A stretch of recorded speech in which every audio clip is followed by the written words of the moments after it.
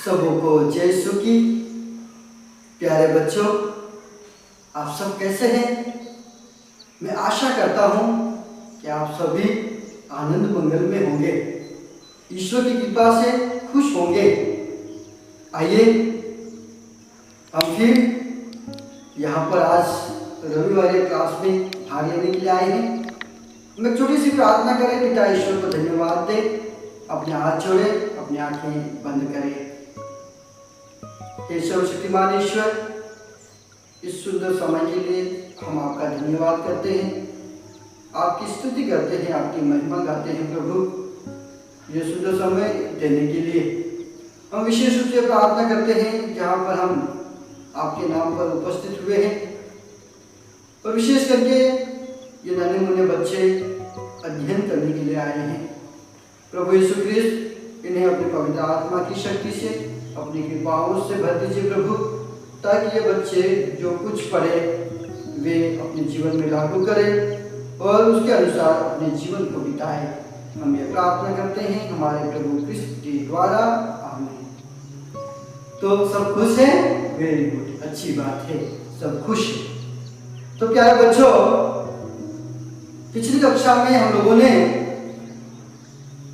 संसार में संबंध के बारे में पढ़ा था, और हमने सीखा था कि पूरा संसार एक परिवार है।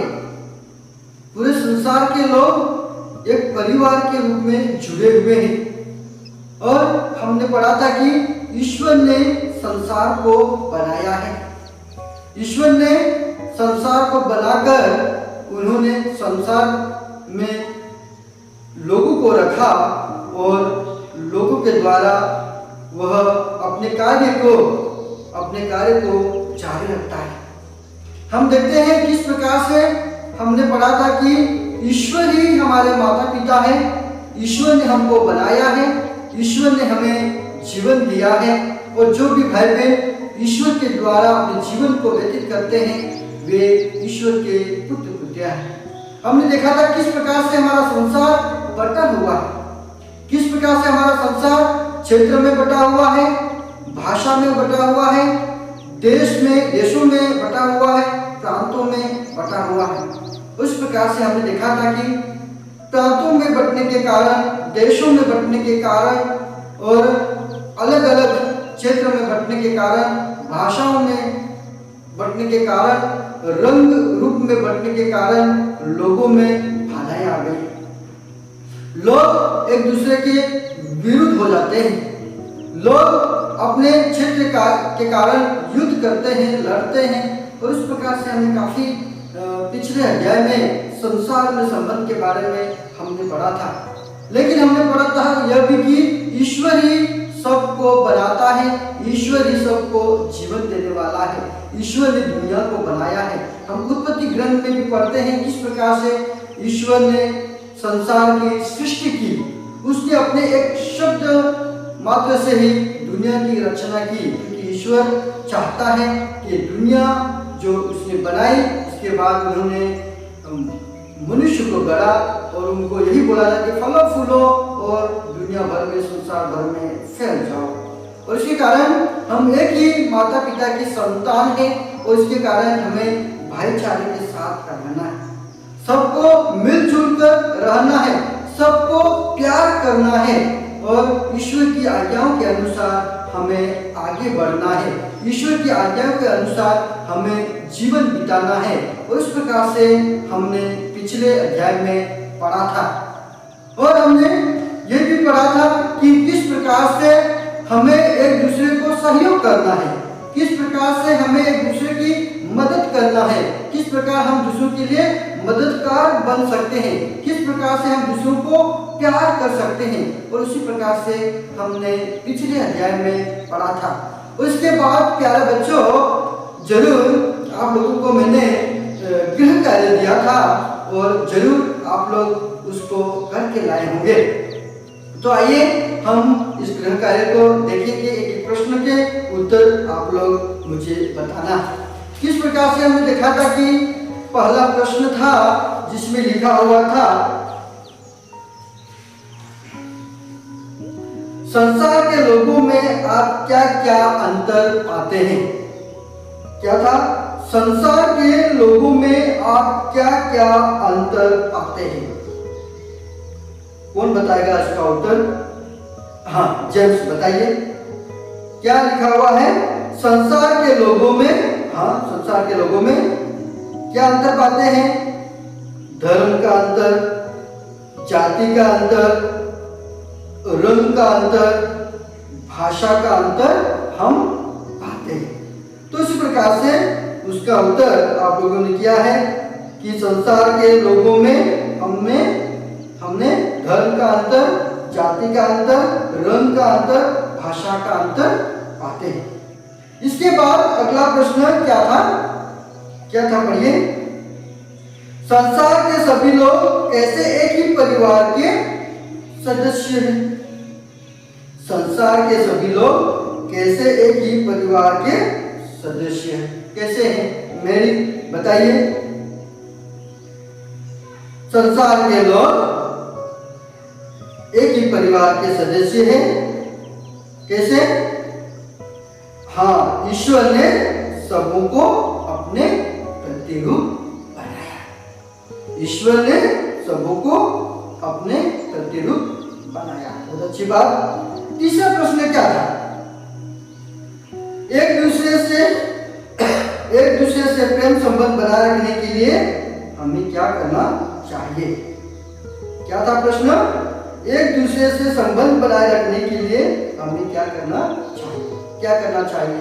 प्रदीप बताइए, क्या करना चाहिए? एक दूसरे से संबंध बनाने के लिए क्या करना चाहिए?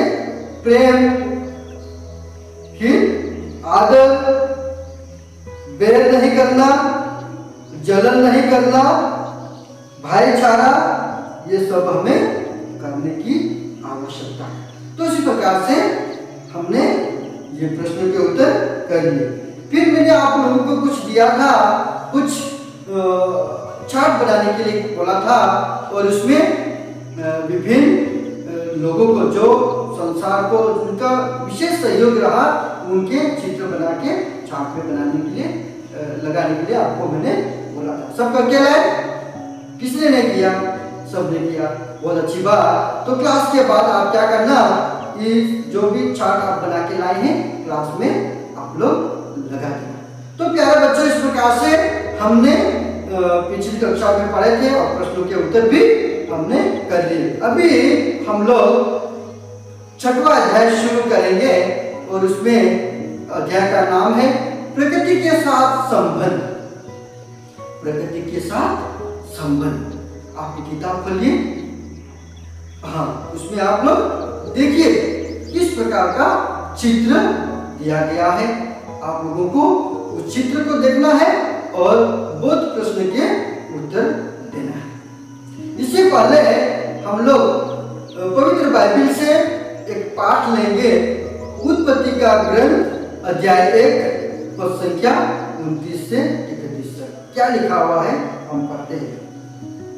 ईश्वर ने कहा, मैं तुमको पृथ्वी भर के बीच पैदा करने वाले सभी पौधों और बीजदार फल देने वाले सब पेड़ देता हूँ। वह तुम्हारा भोजन होगा। मैं सब जंगली जानवरों को, आकाश के सब पक्षियों को, पृथ्वी पर चलने वाले जीव जंतु को उनके भोजन के लिए पौधों की हरियाली देता हूँ। और ऐसा ही हुआ। ईश्वर ने अपने द्वारा बनाया हुआ सब कुछ देखा और यह उसको अच्छा लगा। तो हम देखते हैं प्यारे बच्चों, उत्पत्ति ग्रंथ में प्रभु सारी सृष्टि की उत्पत्ति करते हैं, बीजदार पौधे उगाते हैं और उसमें फल लगते हैं, पशुओं को बनाते हैं और सब कुछ बनाने के बाद वह मनुष्य के अधीन करते हैं। उसी प्रकार से हम देखते हैं आज के पाठ में भी हम यही पढ़ने वाले हैं। अध्याय 6 पद संख्या अध्याय 6 में हम देखते हैं प्रकृति के साथ संबंध। प्रकृति के साथ संबंध। तो जरूर बच्चों आप लोगों ने देखा होगा कि किस प्रकार से प्रकृति के बारे में बताया गया, दर्शाया गया है। और उस चित्र में आपको सही रूप से दर्शाया गया है। तो आइए हम वो प्रश्न करेंगे और उसमें हम देखेंगे, आप लोग उसको देखकर इसका उत्तर देना। पहला प्रश्न है, आप इन चित्रों में क्या देखते हैं? हर एक चित्र में क्या हो रहा है? क्या हो रहा है? आप इन चित्रों में क्या देखते हैं? हर एक चित्र में क्या हो रहा है? क्या हो रहा है बताइए। हम इन चित्रों में प्रकृति के बारे में देख रहे हैं। क्या देख रहे हैं? सूर्य है, चंद्रमा है और तारों को देखते हैं। फिर दूसरा है, फूल का बगीचा और तितली रानी को देख रहे हैं। फिर तीसरे में क्या है? क्या है तीसरे में? नदी है, पेड़ है, पक्षी है, जानवर है और उनको आप लोग देख रहे हैं। फिर चौथे में क्या है?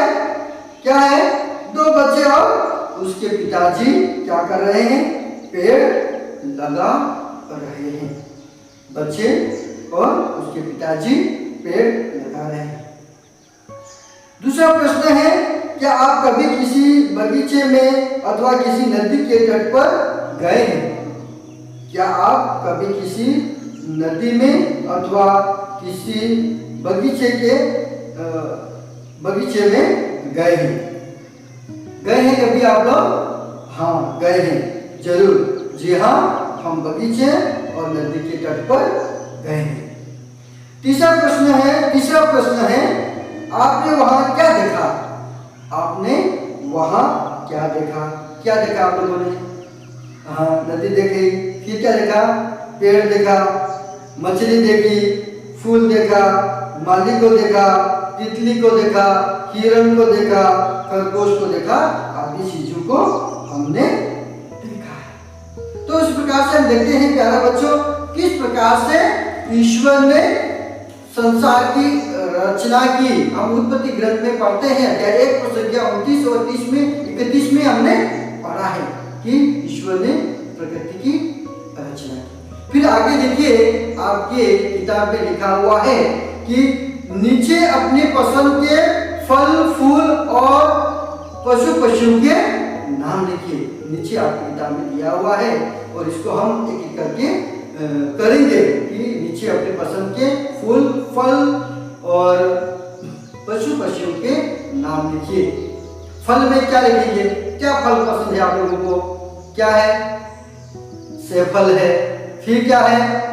आम है, केला है, अमरूद है, अनार है। तो इस प्रकार से फल क्या क्या है? सेब है, आम है, केला है, अमरूद है और अनार है। फूल में आप किस किस को पसंद करते हैं? क्या आपकी पसंद के फूल है? क्या है आपकी पसंद के फूल? हाँ, गुलाब है, कमल है, मोगरा है, गेंदा है और चमेली। फिर सब्जी, क्या क्या सब्जी आपको पसंद है? क्या क्या सब्जी को आप खाते हैं? क्या क्या खाते हैं? गोभी और क्या है? मेथी, पालक, भिंडी और बैंगन। तो ये सब्जी को आप खाते हैं और सब्जी को आप पसंद करते हैं। फिर आगे क्या है? पशु। कौन से पशु को आप पसंद करते हैं? किसको पसंद करते हैं?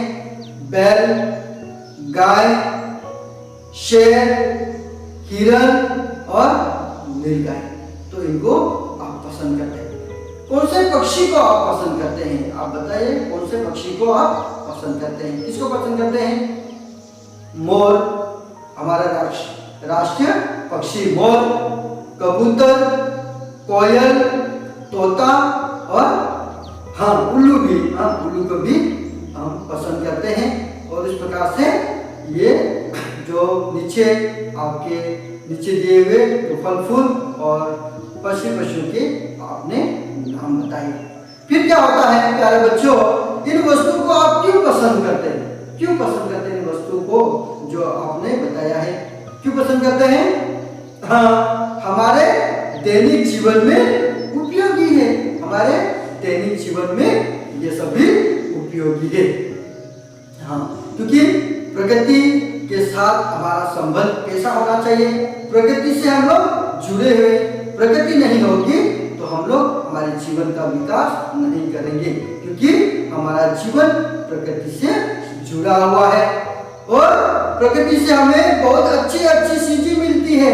प्रकृति से हम जंगल में जाएंगे तो बहुत सारे फल मिलेंगे, हमें लकड़ी मिलेगी, गोंद मिलेगा, तो उसी प्रकार से फल मिलेंगे, सब्जी मिलेंगे। उसी प्रकार से हमें प्रकृति से बहुत अच्छी अच्छी चीजें मिलती हैं। फिर क्या मिलता है प्रकृति से? हमें पीने के लिए पानी मिलता है।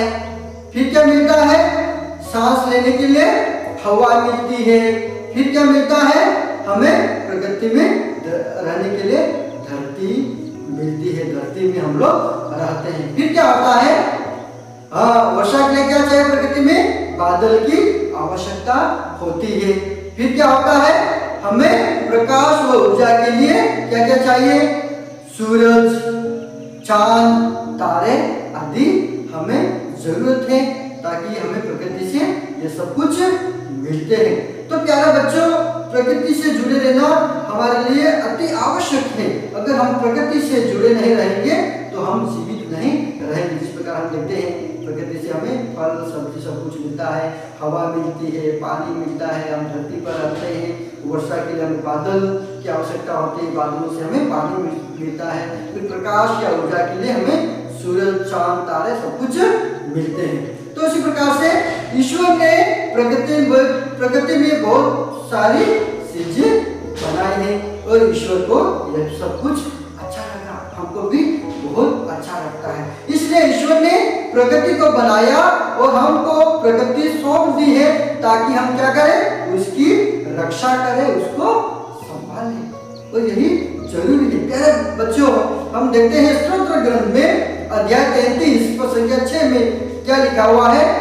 उसके शब्द मात्र से ही आकाश बना, उसके श्वास मात्र से ही सभी तारे। स्तोत्र ग्रंथ में हम लोग पढ़ते हैं अध्याय 33 पर संख्या 6 में, उसके शब्द मात्र से क्या बना? आकाश, और उसके श्वास या उसके श्वास से क्या बना? तारागण, समस्त तारागण। फिर हम देखते हैं उत्पत्ति ग्रंथ में अध्याय 1 पर संख्या 31 में हम लोग पढ़ते हैं, ईश्वर ने उनके द्वारा बनाए हुए सब कुछ को देखा और वह उसको अच्छा लगा। ईश्वर ने उसके द्वारा बनाए हुए सब कुछ को देखा और उसको अच्छा लगा। तो प्यारे बच्चों, आज के लिए हम इतना ही पढ़ेंगे, अगले सप्ताह फिर हम मिलेंगे। आइए हम ईश्वर को धन्यवाद दें, अपने हाथ जोड़े, अपनी आंखें बंद करें। ये सर्वशक्तिमान ईश्वर, आज के सुंदर दिन के लिए हम धन्यवाद देते हैं, जहाँ पर हमने प्रकृति के साथ संबंध के बारे में पढ़ा है। प्रभु, ये प्रकृति आपकी सृष्टि है, आपने बनाया है। प्रभु, हमें इस प्रकृति में रहने का सौभाग्य मिला है।